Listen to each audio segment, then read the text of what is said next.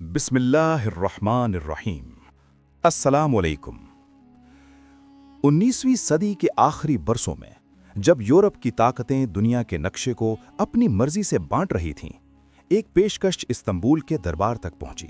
یہ صرف پیسے کی پیشکش نہیں تھی، یہ سلطنت عثمانیہ کے دل کے ایک ٹکڑے کی قیمت تھی، فلسطین کی زمین سونے اور قرضوں کے بدلے۔ کہا جاتا ہے کہ اس پیشکش کے پیچھے ایک منظم سیاسی تحریک تھی جو یورپ میں ابھر رہی تھی۔ اس تحریک کے نمائندے نے عثمانی سلطان سے ملاقات کی۔ مقصد صاف تھا، فلسطین میں یہودی آباد کاری کے لیے سرکاری اجازت، بدلے میں مالی مدد، قرضوں کی ادائیگی اور بین الاقوامی دباؤ۔ مگر تخت خلافت پر بیٹھا شخص کوئی معمولی حکمران نہیں تھا۔ اس کا نام تھا سلطان عبد الحمید ثانی، ایک ایسی سلطنت کا حکمران جو اندر سے کمزور ہو رہی تھی، قرضوں میں ڈوبی ہوئی، بغاوتوں اور سازشوں سے گھری ہوئی، یورپی طاقتوں کے دباؤ میں جکڑی ہوئی۔ پھر بھی روایت یہ کہتی ہے کہ اس نے جواب دیا، میں اپنی سرزمین کا 1 انچ بھی فروخت نہیں کر سکتا۔ یہ زمین میری نہیں، امت کی امانت ہے۔ کیا واقعی ایسا ہوا؟ اس انکار کے پس منظر میں کیا سیاسی حقیقتیں تھیں؟ اور کیا یہ فیصلہ سلطنت کے زوال کو تیز کرنے کا سبب بنا؟ یہ صرف ایک زمین کے ٹکڑے کی کہانی نہیں، یہ طاقت، نظریہ، خلافت اور عالمی سیاست کے تصادم کی داستان ہے۔ 19ویں صدی کے اختتام تک سلطنت عثمانیہ ایک طویل زوال کے مرحلے میں داخل ہو چکی تھی۔ کبھی 3 بر اعظموں پر پھیلی ہوئی یہ سلطنت اب یورپی طاقتوں کے دباؤ، اندرونی بغاوتوں اور مالی بحرانوں میں گھری ہوئی تھی۔ 1877 سے 1878 کی روس عثمانی جنگ نے اسے شدید نقصان پہنچایا، اور 1878 کی برلن کانگریس میں اس کے وسیع علاقے اس سے جدا کر دیے گئے۔ اسی ماحول میں 1876 میں تخت سنبھالنے والے سلطان عبد الحمید ثانی کو ایک ایسی ریاست ملی جو بظاہر عظیم تھی مگر اندر سے کمزور ہو چکی تھی۔ سلطان عبد الحمید ثانی نے ابتدا میں آئینی نظام کو قبول کیا، مگر جلد ہی پارلیمنٹ معطل کر کے اقتدار کو مرکزیت دی۔ ان کا موقف تھا کہ منتشر سیاسی قوتیں سلطنت کو مزید کمزور کر دیں گی، اس لیے مضبوط مرکزی اقتدار ہی بقا کا راستہ ہے۔ انہوں نے اصلاحات، تعلیمی اداروں کے قیام اور مواصلاتی نظام کی توسیع پر توجہ دی، جن میں حجاز ریلوے منصوبہ خاص طور پر اہم تھا۔ تاہم یورپی طاقتیں انہیں ایک مشتبہ اور آمرانہ حکمران سمجھتی تھیں، جبکہ وہ خود یورپی مداخلت کو سلطنت کے لیے سب سے بڑا خطرہ تصور کرتے تھے۔ اسی دوران یورپ میں قوم پرستی کی لہریں تیزی سے پھیل رہی تھیں، اور مختلف نسلی و مذہبی گروہ اپنی علیحدہ شناخت کے مطالبات کر رہے تھے۔ بلقان میں بغاوتیں، آرمینیائی مسئلہ اور عرب علاقوں میں بے چینی سلطنت کے لیے مستقل چیلنج بن چکے تھے۔ مالی طور پر سلطنت یورپی قرضوں پر انحصار کر رہی تھی، اور 1881 میں قائم ہونے والی آٹومن پبلک ڈیٹ ایڈمنسٹریشن نے اس کی معیشت پر براہ راست بیرونی نگرانی مسلط کر دی۔ اس صورتحال نے سلطان کو مزید محتاط اور دفاعی پالیسی اختیار کرنے پر مجبور کیا۔ فلسطین اس وقت سلطنت عثمانیہ کا باقاعدہ حصہ تھا اور انتظامی طور پر ولایت شام اور بعد ازاں براہ راست استنبول کے زیر انتظام علاقوں میں شامل تھا۔ یہ خطہ مذہبی اعتبار سے مسلمانوں، عیسائیوں اور یہودیوں کے لیے مقدس تھا، مگر آبادی کی اکثریت مسلمان عربوں پر مشتمل تھی۔ 19ویں صدی کے اواخر میں یورپ سے یہودی مہاجرت کی ابتدائی لہریں یہاں پہنچنا شروع ہوئیں، جنہیں بعد میں منظم صہیونی تحریک کی شکل ملی۔ 1897 میں بازل میں منعقد ہونے والی پہلی صہیونی کانگریس نے فلسطین میں ایک قومی وطن کے قیام کو باقاعدہ سیاسی مقصد کے طور پر پیش کیا۔ صہیونی تحریک کے نمایاں رہنما تھیوڈور ہرزل نے عثمانی حکومت سے رابطے کی کوشش کی اور مختلف ذرائع سے یہ تجویز پیش کی کہ اگر یہودی آباد کاری کو سرکاری سرپرستی مل جائے تو سلطنت کے قرضوں کی ادائیگی میں مدد دی جا سکتی ہے۔ تاریخی ریکارڈ سے معلوم ہوتا ہے کہ ہرزل نے عثمانی حکام سے ملاقاتیں کیں اور مالی تعاون کی پیشکش بھی کی، تاہم یہ معاملہ پیچیدہ سفارتی اور قانونی حدود میں جکڑا ہوا تھا۔ سلطان عبد الحمید ثانی نے بڑے پیمانے پر زمین کی فروخت یا خود مختار یہودی ریاست کے قیام کی اجازت نہیں دی، اگرچہ محدود نجی خرید و فروخت مکمل طور پر روکی نہیں جا سکی۔ اس پس منظر میں فلسطین کا سوال صرف زمین کا نہیں تھا، بلکہ سلطنت کی خود مختاری، مذہبی سیاست اور عالمی طاقتوں کے دباؤ کا سنگم بن چکا تھا۔ 19ویں صدی کے آخری عشرے میں فلسطین کا مسئلہ آہستہ آہستہ ایک مقامی انتظامی معاملے سے نکل کر بین الاقوامی سیاست کا حصہ بنتا جا رہا تھا۔ یورپ میں صہیونی تحریک منظم ہو رہی تھی اور 1897 کی بازل کانگریس کے بعد اس کے مقاصد زیادہ واضح ہو چکے تھے۔ تھیوڈور ہرزل نے اس تحریک کو سفارتی رخ دیا اور مختلف حکومتوں سے رابطے شروع کیے، جن میں سلطنت عثمانیہ بھی شامل تھی۔ اس کا استدلال یہ تھا کہ اگر فلسطین میں یہودی قومی وطن کے قیام کی اجازت مل جائے تو اس کے بدلے میں سلطنت کو مالی سہارا دیا جا سکتا ہے۔ اس وقت سلطنت عثمانیہ شدید مالی دباؤ میں تھی اور اس کے قرضوں کی نگرانی یورپی طاقتوں کے ہاتھ میں تھی۔ 1881 میں قائم ہونے والی عثمانی پبلک ڈیٹ ایڈمنسٹریشن سلطنت کی آمدنی کے اہم ذرائع پر کنٹرول رکھتی تھی۔ ایسے ماحول میں مالی مدد کی پیشکش بظاہر پرکشش لگ سکتی تھی، مگر اس کے سیاسی مضمرات کہیں زیادہ گہرے تھے۔ سلطان عبد الحمید ثانی جانتے تھے کہ فلسطین میں کسی منظم بیرونی آبادکاری کو سرکاری سرپرستی دینا مقامی آبادی، مسلم دنیا اور یورپی طاقتوں کے ساتھ تعلقات کو پیچیدہ بنا سکتا ہے۔ ہرزل نے 1896 اور 2001 کے درمیان متعدد سفارتی کوششیں کیں اور عثمانی حکام تک اپنی تجویز پہنچائی۔ تاریخی شواہد سے معلوم ہوتا ہے کہ اس نے براہ راست سلطان سے ملاقات کی خواہش ظاہر کی اور بالواسطہ ذرائع سے پیغامات بھی بھیجے۔ اس نے یہ بھی تجویز دی کہ یہودی سرمایہ کار سلطنت کے قرضوں کی ادائیگی میں مدد کر سکتے ہیں اگر انہیں فلسطین میں آبادکاری کی سرکاری ضمانت مل جائے۔ تاہم عثمانی دربار میں اس تجویز کو احتیاط اور شکوک کی نظر سے دیکھا گیا۔ سلطان عبد الحمید ثانی کی پالیسی واضح تھی کہ سلطنت کے کسی حصے کو بیرونی سیاسی منصوبے کے لیے مخصوص نہیں کیا جا سکتا۔ انہوں نے فلسطین میں زمین کی خرید و فروخت پر مکمل پابندی تو عائد نہیں کی، مگر غیر ملکیوں کی ملکیت اور مستقل سکونت پر سخت نگرانی کے احکامات جاری کیے۔ بعض اوقات مقامی حکام ان احکامات پر مکمل عمل درآمد نہیں کر پاتے تھے، جس سے محدود پیمانے پر زمین کی خریداری جاری رہی۔ یہ تضاد بعد کے مورخین کے لیے بحث کا موضوع بنا کہ آیا پالیسی اور عملی صورتحال میں کتنا فرق تھا۔ اسی دوران سلطنت کے اندر ایک اور بحران جنم لے رہا تھا۔ جدید تعلیم یافتہ عثمانی افسران اور دانشوروں کا ایک گروہ، جسے بعد میں ینگ ٹرک تحریک کہا گیا، سلطان کی مطلق العنان پالیسیوں سے نالا تھا۔ ان کا مطالبہ آئینی نظام کی بحالی اور پارلیمانی حکومت تھا۔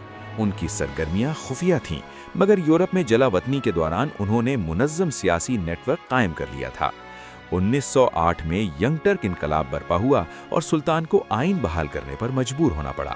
اس واقعے نے سلطنت کی سیاست کا رخ بدل دیا اور طاقت کا توازن دربار سے نکل کر نئے سیاسی حلقوں کی طرف منتقل ہونے لگا تھا۔ اگرچہ سلطان بظاہر تخت پر موجود تھے، مگر ان کا اختیار محدود ہو چکا تھا۔ یہی وہ مرحلہ تھا جب داخلی کمزوری اور بیرونی دباؤ ایک دوسرے سے ٹکرا رہے تھے۔ فلسطین کے سوال پر بھی صورتحال سادہ نہیں تھی۔ یورپ سے آنے والی یہودی مہاجرت کی تعداد بتدریج بڑھ رہی تھی اور زرعی کالونیاں قائم ہو رہی تھیں۔ مقامی عرب آبادی میں بے چینی کے آثار نمایاں ہونے لگے تھے، کیونکہ زمین کی خریداری اور آبادیاتی تبدیلی مستقبل کے خدشات کو جنم دے رہی تھی۔ عثمانی انتظامیہ کو ایک طرف بین الاقوامی دباؤ کا سامنا تھا اور دوسری طرف مقامی استحکام کو برقرار رکھنے کی ذمہ داری تھی۔ سلطان عبد الحمید ثانی نے اپنی پین اسلامزم پالیسی کے تحت خود کو مسلم دنیا کے خلیفہ کے طور پر پیش کیا اور خلافت کے تصور کو سیاسی اتحاد کے لیے استعمال کیا۔ ان کے نزدیک فلسطین صرف ایک صوبہ نہیں تھا، بلکہ مذہبی اور علامتی اہمیت کا خطہ تھا۔ اسی لیے وہ ایسی کسی پیشکش کو قبول کرنے سے ہچکچا رہے تھے جو اس خطے کی آئندہ حیثیت کو غیر مقین کر دے۔ تاہم ان کے مخالفین کا کہنا تھا کہ سخت مرکزیت اور سیاسی جبر نے سلطنت کو اندر سے مزید کمزور کر دیا تھا۔ 1909 میں ینگ ترکوں نے ایک بغاوت کے بعد سلطان عبد الحمید ثانی کو معزول کر دیا اور انہیں سلونی کا جلا وطن کر دیا۔ ان کی معزولی کا براہ راست فلسطین کے مسئلے سے تعلق نہیں تھا، بلکہ آئینی بحران اور اقتدار کی کشمکش اس کا بنیادی سبب تھا۔ اس کے باوجود بعد کے بیانیوں میں ان کے فلسطین سے متعلق موقف کو ان کی شخصیت کا مرکزی پہلو بنا دیا گیا۔ اس مقام پر سوال یہ بنتا ہے کہ اگر وہ اقتدار میں برقرار رہتے تو کیا تاریخ کا رخ مختلف ہوتا یا سلطنت کے زوال کی رفتار پہلے ہی طے ہو چکی تھی؟ 1909 کے واقعات نے سلطان عبد الحمید ثانی کی طویل حکمرانی کا عملی خاتمہ کر دیا۔ اپریل 1909 میں استنبول میں پیدا ہونے والے سیاسی بحران، جسے بعد میں 31 مارچ واقعہ کہا گیا، نے حالات کو اچانک بدل دیا۔ اگرچہ بغاوت کے اس مرحلے میں مختلف گروہ شامل تھے، لیکن ینگ ترک قیادت نے اسے سلطان کے خلاف فیصلہ کن اقدام کا موقع بنایا۔ چند ہی دنوں میں پارلیمنٹ نے انہیں معزول کرنے کا اعلان کیا اور ان کے بھائی محمد پنجم کو تخت پر بٹھا دیا۔ سلطان کی معزولی ایک فرد کی تبدیلی سے بڑھ کر ایک عہد کا اختتام تھی۔ 3 دہائیوں تک انہوں نے مرکزیت، خفیہ نگرانی اور محتاط سفارتکاری کے ذریعے سلطنت کو سنبھالنے کی کوشش کی تھی۔ اب اقتدار committee of union and progress کے ہاتھوں میں منتقل ہو چکا تھا، جو آئینی اور قومی اصلاحات کے نام پر ایک مختلف سمت اختیار کر رہی تھی۔ اس تبدیلی نے داخلی سیاست، خارجہ تعلقات اور سلطنت کی مجموعی حکمت عملی کو نئی راہ پر ڈال دیا۔ فلسطین کے حوالے سے بھی منظر نما بدلنے لگا۔ اگرچہ نئی حکومت نے بھی فوری طور پر کسی خود مختار یہودی ریاست کی منظوری نہیں دی، لیکن سیاسی ماحول پہلے جیسا سخت اور شخصی کنٹرول پر مبنی نہیں رہا۔ انتظامی سطح پر زمین کی خرید و فروخت اور مہاجرت کے معاملات میں بعض اوقات زیادہ نرمی یا عدم تسلسل دیکھنے میں آیا۔ اس عرصے میں یہودی آبادکاری کا عمل مکمل طور پر نہیں رکا، بلکہ مختلف قانونی اور نیم قانونی راستوں سے جاری رہا۔ سلطان عبد الحمید ثانی کی معزولی کو بعض حلقوں میں ان کے فلسطین سے متعلق موقف کے ساتھ جوڑا جاتا ہے، مگر تاریخی شواہد اس تعلق کو براہ راست اور واحد سبب کے طور پر ثابت نہیں کرتے۔ ان کے خلاف ناراضگی کی بنیادی وجوہات آئینی نظام کی معطلی، سیاسی جبر اور فوجی و انتظامی حلقوں میں بڑھتی ہوئی بے چینی تھیں۔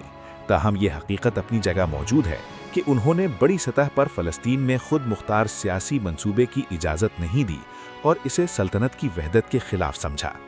یہی موقف بعد کے بیانیوں میں ان کی شخصیت کا مرکزی عنصر بن گیا۔ ان کی جلاوط سنی سلونیقہ میں ہوئی، جہاں وہ عملی سیاست سے دور کر دیے گئے۔ چند برس بعد انہیں استنبول منتقل کر دیا گیا، مگر اب وہ محض ایک معزول حکمران تھے جن کے فیصلوں کا اختیار ختم ہو چکا تھا۔ اس دوران سلطنت تیزی سے نئے بحرانوں کی طرف بڑھ رہی تھی، جن میں بلقان کی جنگیں اور پھر پہلی عالمی جنگ شامل تھیں۔ یہی وہ موڑ تھا جہاں تاریخ نے ایک نئی سمت اختیار کی۔ چند برس بعد 1917 میں برطانوی حکومت نے بلفور اعلامیہ جاری کیا، جس میں فلسطین میں یہودی قومی وطن کے قیام کی حمایت کا اظہار کیا گیا۔ اس وقت تک نہ سلطان عبد الحمید ثانی اقتدار میں تھے اور نہ ہی سلطنت عثمانیہ اپنی پرانی قوت کے ساتھ موجود تھی۔ ان کی معزولی کے بعد پیش آنے والے واقعات نے ثابت کیا کہ فلسطین کا سوال اب صرف عثمانی دربار کا داخلی معاملہ نہیں رہا تھا، بلکہ عالمی طاقتوں کی کشمکش کا حصہ بن چکا تھا۔ سلطان عبد الحمید ثانی کی معزولی کے بعد سلطنت عثمانیہ ایک ایسے دور میں داخل ہوئی جہاں فیصلے زیادہ تر committee of union and progress کے ہاتھ میں تھے۔ 1909 کے بعد سیاسی اصلاحات اور مرکزی کنٹرول کے نئے طریقے متعارف کرائے گئے، مگر استحکام حاصل نہ ہو سکا۔ 1912 اور 1913 کی بلقان جنگوں نے سلطنت کو یورپ میں تقریباً مکمل طور پر بے دخل کر دیا۔ اس کے بعد پہلی عالمی جنگ میں شمولیت نے ریاست کو مزید کمزور کر دیا اور بالآخر 1918 میں اس کی عسکری شکست نے اس کے وجود کو خطرے میں ڈال دیا۔ فلسطین اس دوران ایک نئے مرحلے میں داخل ہو چکا تھا۔ 1917 میں برطانیہ نے بلفور اعلامیہ جاری کیا، جس میں فلسطین میں یہودی قومی وطن کے قیام کی حمایت کا اظہار کیا گیا۔ اسی سال برطانوی افواج نے یروشلم پر قبضہ کر لیا اور جنگ کے خاتمے کے بعد یہ علاقہ برطانوی مینڈیٹ کے تحت آ گیا۔ یوں وہ خطہ جو کبھی براہ راست عثمانی اقتدار کے تحت تھا، اب عالمی طاقتوں کی براہ راست پالیسیوں کا میدان بن چکا تھا۔ برطانوی دار میں یہودی مہاجرت میں نمایاں اضافہ ہوا اور زمین کی خریداری اور سیاسی تنظیم سازی زیادہ منظم انداز میں ہونے لگی۔ اس کے ساتھ ساتھ مقامی عرب آبادی میں بے چینی اور مزاحمت بھی بڑھتی گئی، جس کے اثرات 20ویں صدی کے وسط تک جاری رہے۔ 1948 میں اسرائیل کے قیام اور اس کے نتیجے میں پیدا ہونے والی عرب اسرائیل جنگ نے اس خطے کو مستقل تنازع میں دھکیل دیا۔ ان واقعات کی جڑیں مختلف تاریخی مراحل میں پیوست تھیں، جن میں عثمانی دور کی پالیسیوں اور ان کی حدود بھی شامل تھیں۔ سلطان عبد الحمید ثانی کی میراث کے بارے میں مورخین میں اختلاف پایا جاتا ہے۔ بعض انہیں دور اندیش حکمران قرار دیتے ہیں جنہوں نے سلطنت کی وحدت اور خلافت کے تصور کو بچانے کی کوشش کی۔ دیگر مورخین کے نزدیک ان کی سخت مرکزیت اور سیاسی جبر نے اصلاحات کے امکانات کو محدود کیا اور بالآخر اندرونی مخالفت کو بڑھایا۔ تاہم اس بات پر عمومی اتفاق ہے کہ ان کے عہد میں فلسطین کے حوالے سے کوئی خود مختار ریاستی منصوبہ منظور نہیں کیا گیا اور ان کی معزولی کے بعد حالات تیزی سے بدل گئے۔ آج جب مشرق وسطی کی سیاست کا جائزہ لیا جاتا ہے تو 19ویں اور 20ویں صدی کے ابتدائی فیصلے بار بار زیر بحث آتے ہیں۔ عثمانی سلطنت کا زوال، یورپی طاقتوں کی مداخلت اور قومی تحریکوں کا ابھار سب ایک دوسرے سے جڑے ہوئے تھے۔ سلطان عبد الحمید ثانی کا کردار اسی بڑے تاریخی منظرنامے کا حصہ ہے، جہاں ایک کمزور ہوتی سلطنت اپنے آخری اشروں میں بقا کی جدوجہد کر رہی تھی، اور فلسطین کا سوال ایک علاقائی مسئلے سے بڑھ کر عالمی سیاست کا مستقل عنوان بن چکا تھا۔ تاریخ میں بعض فیصلے اپنے وقت میں محدود نظر آتے ہیں، مگر ان کے اثرات نسلوں تک محسوس کیے جاتے ہیں۔ سلطان عبد الحمید ثانی کا دور بھی ایسا ہی ایک باب ہے، جہاں ایک کمزور ہوتی سلطنت اپنے اقتدار، نظریے اور وحدت کو بچانے کی کوشش کر رہی تھی۔ فلسطین کے حوالے سے ان کا موقف آج بھی مختلف زاویوں سے دیکھا جاتا ہے، مگر یہ حقیقت واضح ہے کہ وہ ایک ایسے عالمی نظام کا سامنا کر رہے تھے جو تیزی سے بدل رہا تھا۔ یہ سوال آج بھی اہم ہے کہ اگر حالات مختلف ہوتے تو کیا نتیجہ بھی مختلف ہوتا؟ کیا ایک مضبوط تر سلطنت عالمی طاقتوں کے دباؤ کا مقابلہ کر سکتی تھی، یا زوال کی رفتار پہلے ہی طے ہو چکی تھی؟ تاریخ ہمیں قطعی جوابات کم ہی دیتی ہے، مگر وہ ہمیں سوچنے پر ضرور مجبور کرتی ہے۔ اگر آپ کو یہ داستان معلوماتی اور فکر انگیز لگی ہو تو اپنی رائے ضرور بیان کریں۔ آپ کے خیال میں سلطان عبد الحمید ثانی کے فیصلوں کو کس نظر سے دیکھا جانا چاہیے؟ ویڈیو کو پسند کریں، شیئر کریں اور چینل کو سبسکرائب کریں تاکہ تاریخ کے ایسے ہی اہم ابواب ہم مل کر سمجھ سکیں۔